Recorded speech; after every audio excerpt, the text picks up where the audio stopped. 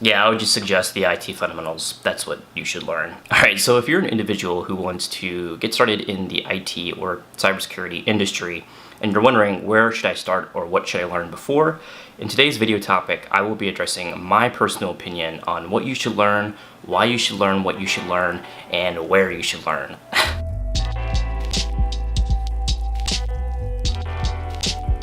Alright, so by now you should know it's the IT fundamentals. That's what I think you should learn. You can go ahead and click off this video, but if you want a little bit more detail, you can continue on. What exactly are the IT fundamentals? Well, in my opinion, they outline a few different surrounding categories, including hardware, which are the physical parts of a computer and computing devices.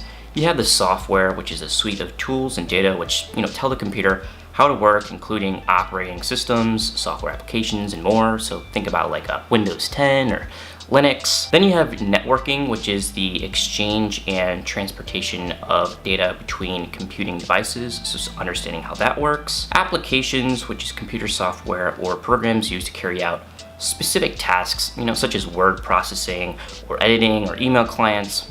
And then you have the security basics, my favorite, right? Understanding the added elements on top of the listed elements or categories that I just outlined. Now, I personally believe if you started from the very beginning, you're gonna set yourself up for better success, and I'll tell you that reason in a moment. Now, while learning the IT fundamentals, it's important to keep in mind some essential concepts and skills required within the IT industry. And this includes skills such as configuring and troubleshooting.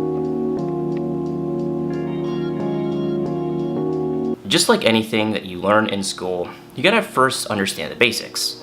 Of course, you could just throw yourself deep into the woods and have no idea what's going on, and maybe, yes, you could complete the problem. But let's just say you want to compute some complex math equation. Well, you have to know the basics of the symbols, subtraction, addition, such as this nice complex math equation. I don't know how to do this. Those. Or if you want to get a little spicy and you want to mix some elements together, you got to know the periodic table, I think. I don't really know, I'm not a chemistry major. Well, the same goes for IT in my opinion. You get the point. Now sure, you could provision a Kali Linux VM and you could use John the Ripper and start cracking those Facebook passwords. Don't actually do that. Or, you can throw yourself deep into the woods of a project, and sometimes that method works. But the question becomes, if you have no technological or any IT skills background, how do you know what to secure in the context of cybersecurity if you don't even know how the technology, tool, principle, concept works, right? If you can't understand what a layer 2 switch does from, a high-level overview, how do you know you're gonna need to apply port security, in the context of a layer 2 switch? Well, you won't know, because you don't know how a layer 2 switch works in the high level. And that's why I suggest the IT fundamentals. It's a great way to get the basics down. You can build those foundational skills, and then you can throw yourself into the woods of, Kali Linux if you want to.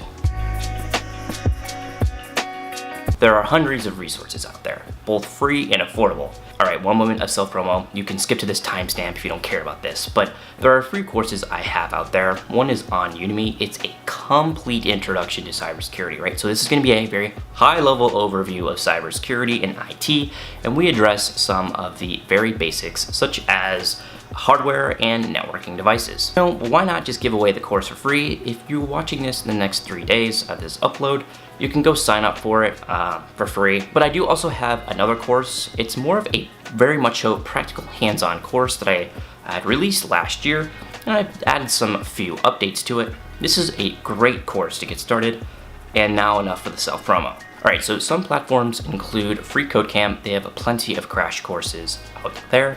Udemy has plenty of basic IT courses.